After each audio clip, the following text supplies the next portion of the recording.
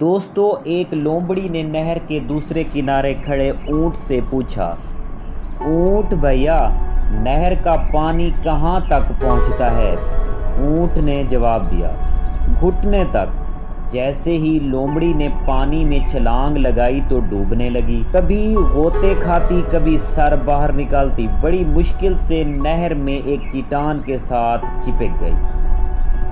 आहिस्ता आहिस्ता चट्टान के ऊपर आ गई और सांस बहाल होते ही गुस्से से ऊंट से कहा, तुमने तो कहा था कि पानी घुटने तक आता है। ऊंट ने जवाब दिया, हाँ, पानी मेरे घुटने तक आता है। तो दोस्तों, इस कहानी से हमें सबक मिलता है, जब भी आप किसी से मशवरा करते हैं तो अमूमन वो आपको अपने तजुर्बात की रोशनी में जवाब देता है।